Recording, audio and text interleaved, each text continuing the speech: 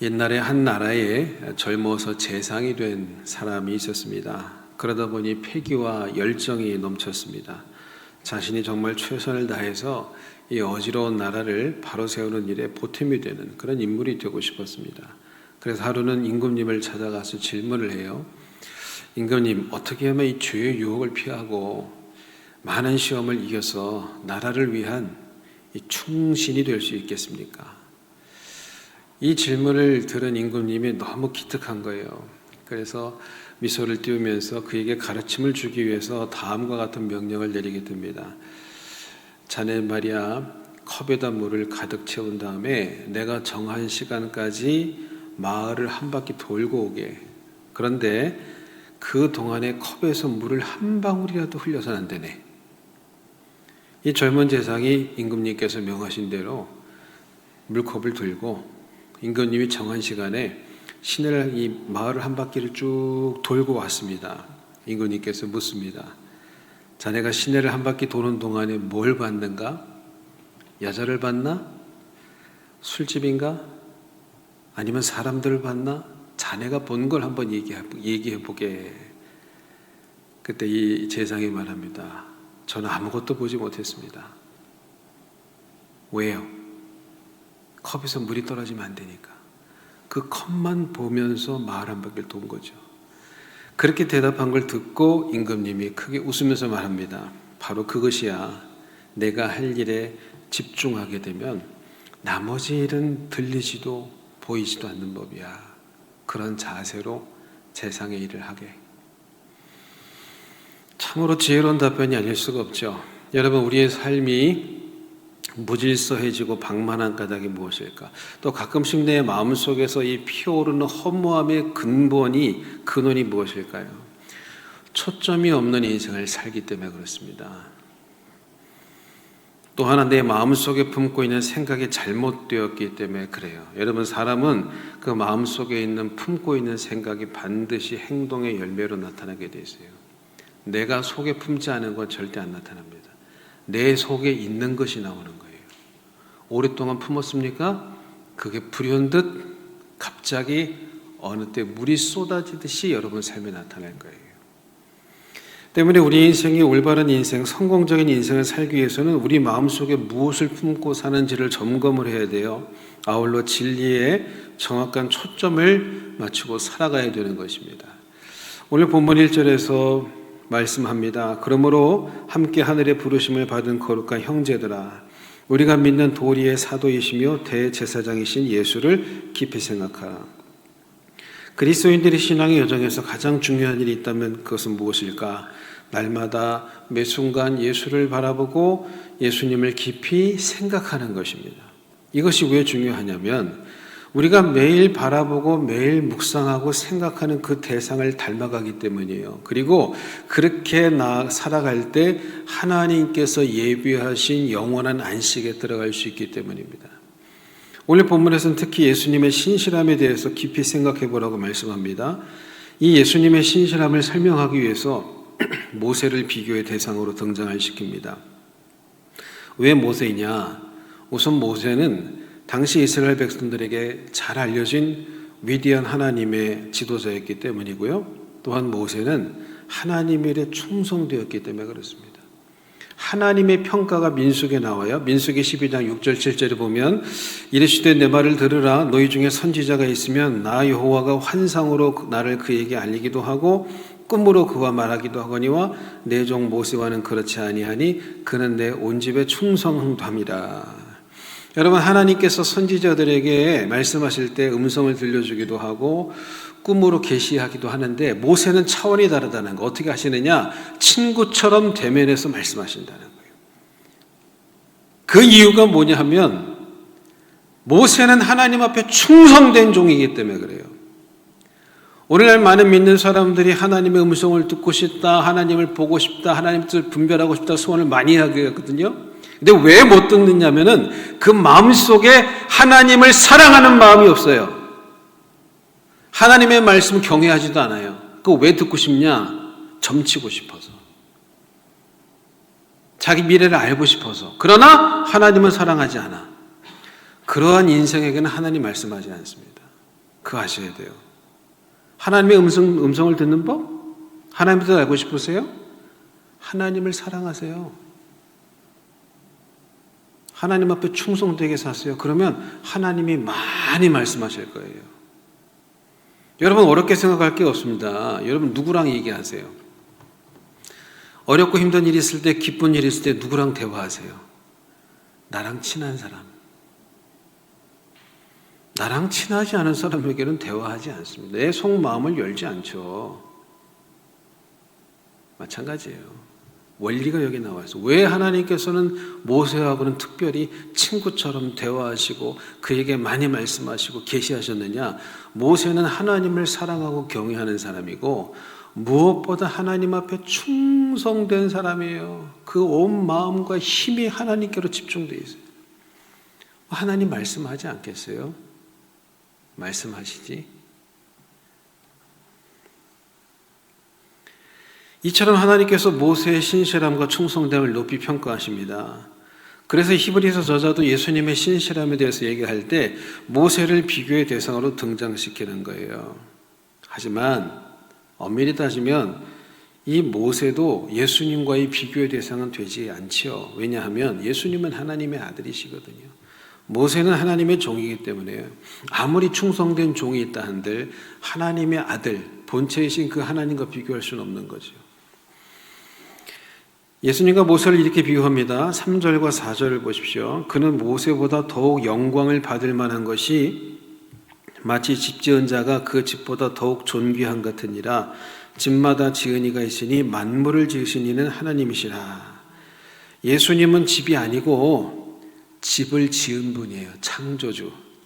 여러분, 이 우주 만물이 하나님의 작품이고 하나님의 솜씨임을 믿으십니까?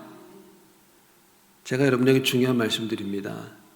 이 우주 만물이, 인간이 우주의 먼지로부터 시작해서 저절로 우연히 만들어졌다고 믿는 사람과 이 우주 만물은 사람은 하나님의 형상과 뜻을 따라 창조되었다고 믿는 사람의 인생과는 하늘과 땅 차이로 다를 수밖에 없습니다. 여러분, 우리가 교회 건축을 했어요. 아름다운 성전을 건축했습니다. 그러면 여기에는 설계자가 있는 거예요. 시공사가 있는 거예요. 인테리어업이 있는 거예요.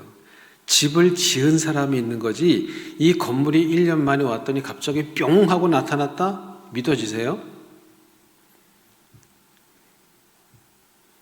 가장 지극히 상식적으로 합리적으로 생각하십시오. 인간이 오랜 세월을 지나면서 이렇게 진화돼 가지고 어느 날 이렇게 이 고등 생명체가 탄생했다? No. 우주 만물은 하나님께서 지으신 거예요. 뜻과 섭리를 가지고 집을 지은 이가 있다 이 말이에요.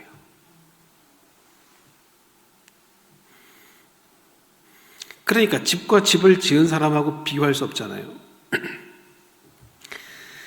비교할 수 없죠. 다만 이 수신자인 유대인 그리스도인들에게 하나님 예수님의 신실함을 설명하기 위해서 모세를 비교의 대상으로 삼은 것뿐입니다. 그래서 저자가 말씀이 예수님의 신실함을 따라서 너희들도 끝까지 믿음으로 인내하고 견디라고 말씀합니다. 6절에 그리스도는 하나님의 집을 맡은 아들로서 그와 같이 하셨으니 우리가 소망의 확신과 자랑을 끝까지 굳게 잡고 있으면 우리는 그의 집이라. 여기서 말하는 집은 하나님의 백성을 의미하는 거예요. 소망과 확신과 자랑을 끝까지 굳게 잡는 자들이 바로 구원받은 하나님의 백성들이라는 것입니다. 이 말씀의 의미를 아는 것이 참 중요한데 본래 하나님의 백성은 평안할 때는 구분되지 않습니다. 그럼 언제 구별되느냐? 환난이 닥쳐올 때요. 인생 전체가 흔들릴 때 하나님의 백성인지 아닌지 구별된다는 거예요. 여러분, 옛날 농촌에서 가을 수확이 끝나고 나면 키질을 하죠. 키질. 우리 권사님들은 잘 아실 거예요. 수확 때 이제 키질을 하는데 이렇게 바람에다 던지잖아요. 곡식을 이렇게 하면서. 왜 하는 거냐면 알곡과 쭉정이를 구별하기 위해서 키질을 하는 것입니다. 키질이 세질수록 알곡과 쭉정이는 더 잘 가려져요. 마찬가지 하나님께서 우리 인생에 이 키질을 하실 때가 있어요. 키질, 환난과 시련의 계절이 찾아오거든요. 그때 가짜들은 다 날아가는 거예요. 그러나 구원받은 하나님의 백성들은 바로 그때에도 소망과 확신과 자랑을 끝까지 붙든다는 것입니다. 그게 바로 하나님의 백성들의 신실함인 것입니다. 오늘 본문 7절 이하 11절 말씀을 보면은 과거 이스라엘 조상들의 이야기를 들려줍니다. 그 내용은 다름 아닌 광야 이야기인데 무리바 사건 그리고 가데스 바네아에서의 사건을 그 배경으로 합니다. 이 마사라고도 부르는 무리바 사건은 무엇이냐? 이스라엘 백성들이 신광야를 떠나서 르비딤에 이르렀을 때 물이 다 떨어지고 말았어요. 그러니까 백성들이 즉각적으로 모세에게 항변합니다. 성경 보니까 백성들이 모세와 다투었다 그렇게 말씀하고 있습니다. 그러면서 모세와 하나님을 원망하기 시작하고 나중에는 민심이 사나워져서 모세에게 돌을 들어서 치려고 할 때까지 갔어요. 참 여러분, 이게 인간이에요. 이게 인간입니다. 여러분, 출애굽 사건 경험한 지 얼마 안 됐어요. 홍해 건넌 기억이 생생하게 남아있어요. 하나님께서 구름 기둥과 불 기둥으로 인도하고 계세요. 그래도 나에게 부족한 것이 딱 생기면 바로 지도자를 원망하고 모세를 원망하고 모세 죽여라, 돌을 들어서 치려고 하는 거예요. 그게 지도자의 자리예요. 보람도 있고 영광도 있지만 욕을 먹는 자리. 백성들은 끊임없이 원망하고 불평합니다. 자기에게 조금만 부족한 거 있으면, 조금만 결핍이 있으면 즉시 원망하고 불평하고, 왜 우리를 애굽에서 끌어왔느냐, 우리를 여기서 죽이려고 하느냐, 애굽에 매장지가 없느냐, 하나님은 뭐 하시냐. 한 출애굽하고 몇십 년 지나서 그랬다면 이해를 해요. 얼마 안 됐다니까요, 여러분. 그게 인간이라고요.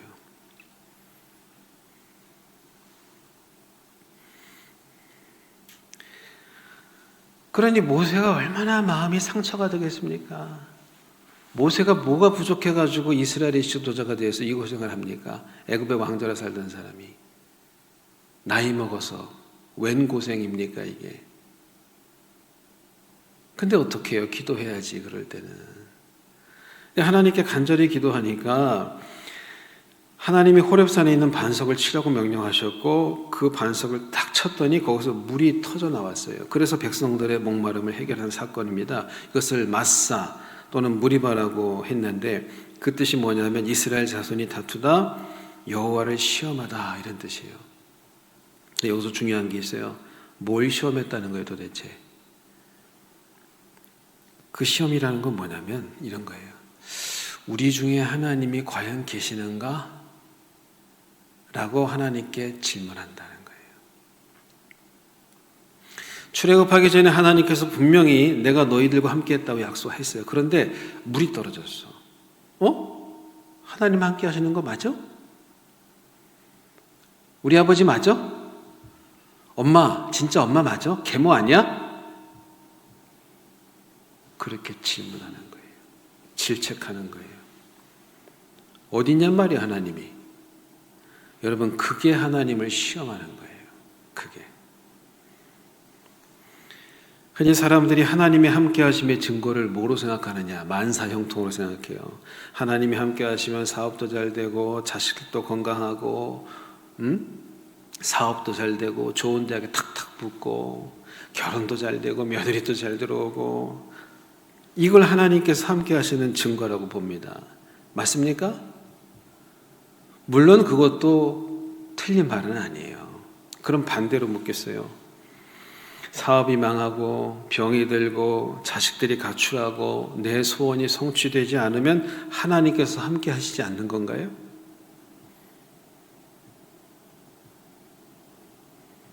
그렇게 따지면 사도 바울은 실패한 인생이에요. 예수 믿어서 수지 맞은 게 하나도 없어요. 평생 고생만 하다 죽었어. 순교당했고, 예레미야 선지자 같은 경우도 저주받은 인생이에요. 하나님의 종으로서 하나님의 말씀을 대언한 죄밖에 없는데 그는 일평생 백성들의 위험을 받고 두드러 맞고 감옥에 갇히고 흙구두 속에 묻히기도 하고 고향 사람들이 죽인다고 협박했어요. 너 한 번만 더 그 재수 없는 소리 하면 내가 죽여버린다. 그 예레미야는 저주받은 인생인가요? 예레미야의 삶에 하나님이 함께하지 않습니까? 아니죠. 함께 하시죠. 이 하나님이 함께 하신다고 하는 개념에 대해서 여러분이 다시 생각하셔야 돼요. 여러분, 그런 어려움들이 올 때는 내 죄로 인해서 오는 어려움들이 대부분이에요. 그러니까 여러분이 먼저 죄를 돌이키세요. 회개하고 남 탓하지 말고. 그러나 죄로 인한 시험이 아닌 것도 많아요. 하나님의 훈련이라든지 또 다른 특별한 뜻이 있어서 고난이 올 수도 있어요. 자기를 돌아보고 회개하는 일은 반드시 필요하지만 그렇다고 해서 우리 인생의 환난이나 결핍의 사건이나 문제들이 하나님께서 나와 함께 하시지 않기 때문에 생기는 일이라는 그 증거는 아니라는 거예요. 오히려 여러분, 그 어려움일 때에 하나님은 우리와 더욱 가까이 계세요. 인생의 어두운 밤이기 때문에. 근데 그때 제일 어리석은 게 뭐냐? 하나님께 나아가지 않는 사람. 하나님이 나 좀 만나자고 지금 어려움을 줬는데도 안 나가. 그게 제일 어리석은 사람. 사탄에게 사로잡혀 있는 사람이에요. 여러분, 예배, 말씀, 기도는 생명의 끈입니다. 그거 놓치면 죽는 거예요. 어렵게 생각하지 마세요. 그거 놓치면 영적으로 죽어요. 마귀에게 조종당하는 꼭두각시가 된다고요. 그러니까 마귀는 그것만 놓치게 하면 되거든요. 여러분, 어려울 때에 하나님 우리와 더욱 함께 하세요. 더 가까이 계세요. 하지만 이스라엘 백성들은 신앙에 성숙하지 못했어요. 자신의 삶에 어려움이 찾아오자 하나님을 원망하고 하나님의 약속을 지키지 않는다고 불평을 한 것입니다. 그게 무리바 마사 사건이에요. 민수기 14장에 나오는 가데스 바네아 사건도 마찬가지입니다. 가데스에 이르렀을 때 모세가 가나안 땅에 12명의 정탐꾼을 보냅니다. 이 정탐꾼이 12명의 정탐꾼이 40일 동안 정탐을 마치고 돌아와서 모세와 백성들 앞에 보고를 하는데 재미있는 일이 벌어져요. 가나안 땅, 약속의 땅에 대한 묘사는 다 일치해요. 그 땅이 정말 젖과 꿀이 흐르고 너무 비옥한 땅이고 너무 좋은 땅이라는 건 다 일치해요. 그런데 그 해석이 달라요. 그런데 10명은 뭐라고 하느냐? 거기에 거대한 안악자손이 있고 지형이 험준해서 우리는 안 된다는 거예요. 들어가면 다 죽는다는 거예요. 우리는 망했다는 거예요. 우리는 망했다고. 여호수아 갈렙 두 사람만 거기가 산지가 험준하고 안악자손도 있는데 하나님이 우리와 함께 하시면 우리가 이길 수 있다. 저들은 우리의 밥이다. 가자 그래요.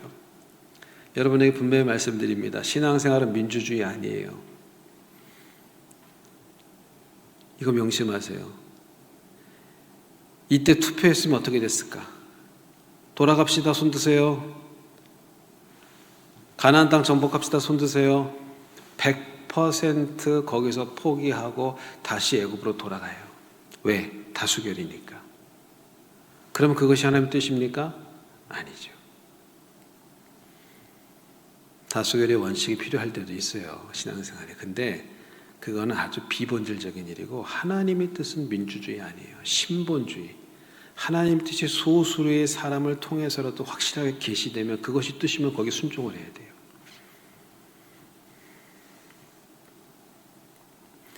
근데 백성들이 누구의 말을 듣냐?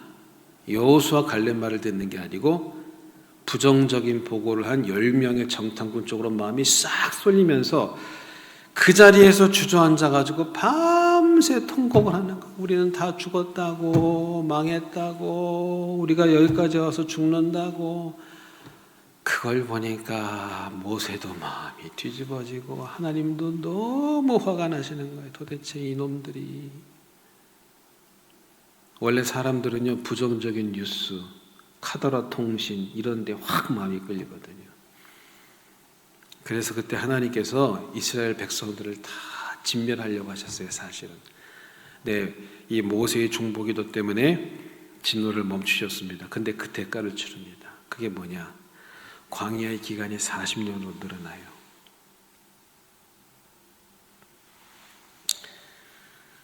제가 여러분에게 이 말씀 분명히 드립니다. 하나님이 우리에게 축복을 약속하시고 위대한 사명을 약속하셨다 하더라도 그 기간은 딱 정해져 있는 게 아니에요. 나에게 달려 있는 거예요. 내가 하나님 앞에 신실하게 그 훈련을 잘 받고 견디면 조기 졸업도 되고요. 그게 안 되잖아요. 유보시키고 그 기간이 더 길어져요. 왜? 준비가 안 된 채로 약속의 땅에 들어가면 그건 저주예요. 왠지 아십니까? 그 축복을 감당을 못해요.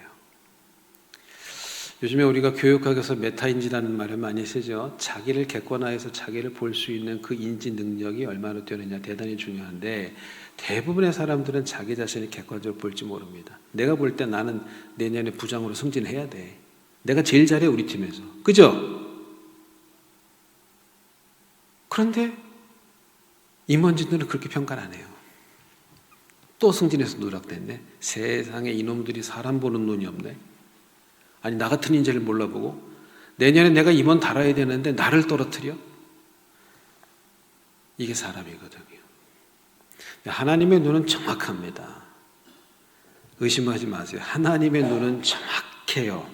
여러분이 준비가 되면 그것을 허락할 것이고 준비가 안 되면 유보될 거예요. 하나님은 틀림이 없어요. 이스라엘 백성들은 약속의 땅에 들어갈 자격이 아직 안 되기 때문에 하나님께서 광야 기간을 늘려버리시는 거예요. 너희들은 안 되겠다. 다시 돌아가라. 여러분 보세요. 이 두 사건 다 공통점이 있어요. 그게 뭐냐? 백성들의 불신앙입니다. 하나님의 약속을 받았다는 것은 장애물이 없는 걸 의미하는 게 아니에요. 장애물이 있고 시련과 환난이 있어 약속을 받아도 그거를 극복하고 뛰어넘어서 하나님의 약속이 성취되는 것을 의미하는 거예요.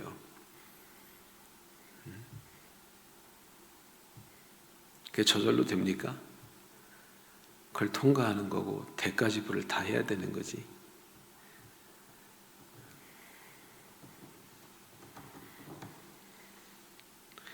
죽을 각오해야 돼요. 하나님의 사명 감당하려면 클수록 거기다 인생을 걸어도 될까 말까예요. 에스컬레이터 타고 올라가는 길이 아니라고요. 그런데 이 백성들은 어려움이 올 때마다 하나님의 약속을 의심하고 하나님을 원망하고 불평한단 말이에요. 그래서 그 결과 그들은 하나님의 안식에 들어가지 못했습니다. 약속의 성취를 보지 못했다는 거예요.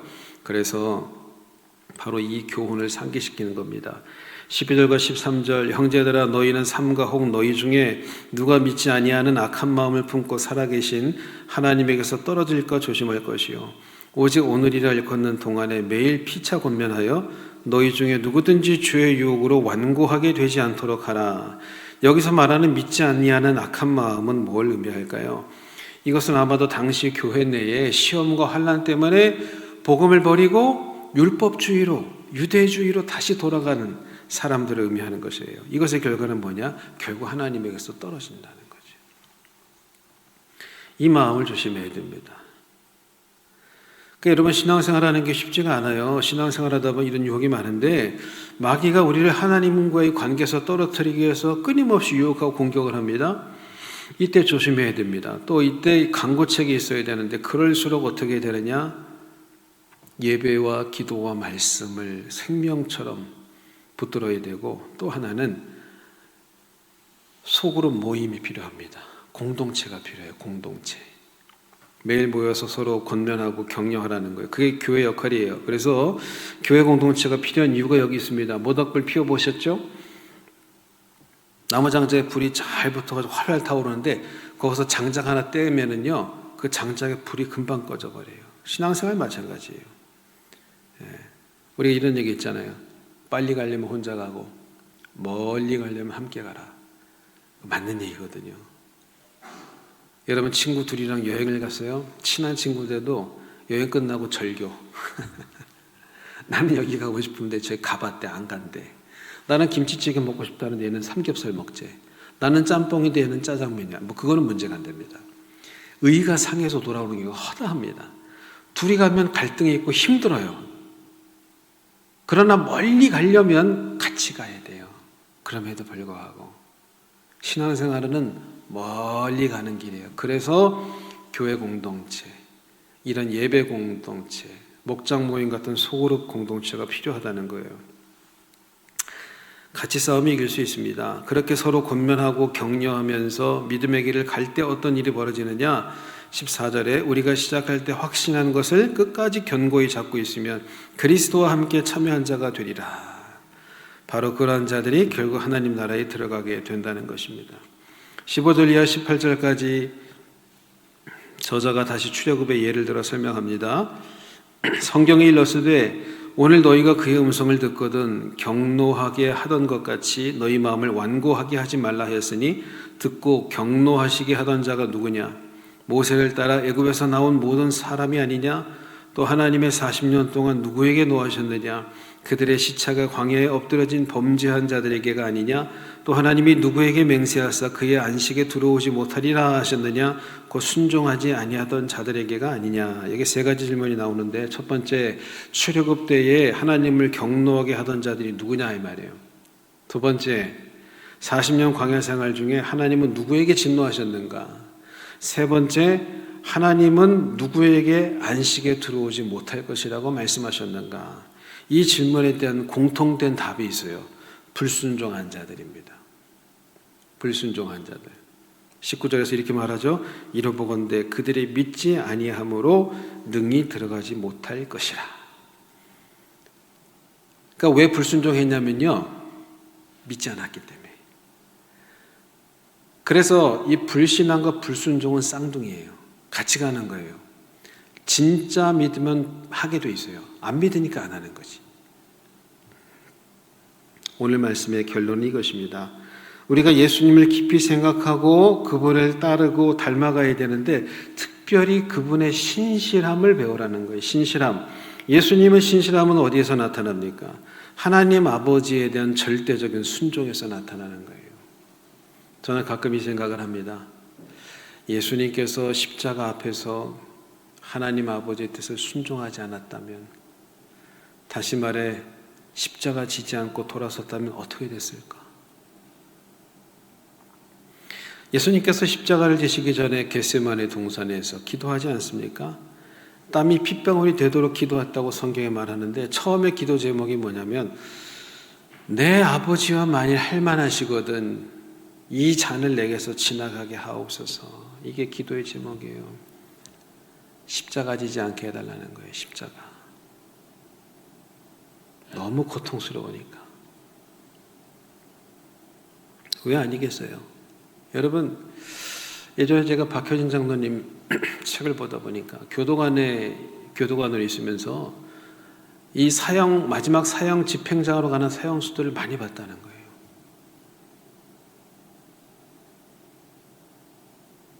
그 마지막 날 죽으러 가는 그 길 복도 걸어가는데 교도관들이 옆에서 팔짱을 딱 끼고 끌고 가는 거예요. 어떤 사람은 죽음의 공포 때문에 그 자리에서 바지에 오줌을 싼대요. 어떤 사람은요 신발을 뒤로 이렇게 던진대요. 그러면서 말합니다. 저 교도관님 신발이 벗어졌어요. 왜 그렇게 해요? 다시 돌아가서 신을 신는 시간만큼 더 살라고. 처절한 몸부림, 죽음의 공포 앞에서. 저는 개인적으로 그 사형 집행장에 한번 가봤으면 좋겠어요. 원래 목사 들어가거든요. 기회가 주어진다면 좀 가보고 싶어요. 정말 많은 것을 제가 생각할 것 같아요. 아, 내가 앞으로 인생 이렇게 살아야 되겠구나. 여러분, 누가 죽음의 공포 앞에서 담대할 수 있겠어요? 예수님께서도 인간의 몸을 입으셨기 때문에 그 십자가의 길을 가는 것이 고통스럽고 번뇌와 고민이 된 거예요. 그냥 아버지, 이 잔을 좀 옮겨주시면 안 될까요? 그 기도 제목을 가지고 들어갔는데 기도하는 가운데 예수님의 마음이 바뀝니다. 아버지의 원대로 되기를 원하나이다 하고 순종한 거죠. 그 십자가의 길을 걸어가셔서 오늘날 우리가 구원을 얻게 된 것입니다. 이 순종이 예수님의 신실함이에요. 여러분, 시련과 환난이 찾아왔다고 해서 하나님을 떠나 세상으로 나가버리는 쭉정이들이 되지 맙시다. 시험과 환난 중에도 끝까지 믿음을 지키고 순종함으로 하나님의 나라에 들어가는 알곡들이 될 수 있기를 축원합니다. 믿음의 비밀이 있어야 돼요. 비밀은 누가 생기느냐? 한번 해봐야 돼요, 여러분이. 그래서 맛을 봐야 돼요. 그러면 믿음의 비밀이 하나 생긴 거예요. 아, 그렇구나. 내가 죽기로 각오했더니 또 부활시켜 주시네. 그걸 깨닫는 거죠. 예수님께서 죽기까지 순종함으로 위대한 구속의 계획을 이루셨듯이 우리 또한 믿음의 길에서 포기하지 않고 인내하며 순종할 때 우리 인생을 향한 하나님의 뜻이 이루어질 것이고, 더 나아가서 마침내 우리는 하나님의 나라 천국에 들어가게 될 줄을 믿습니다.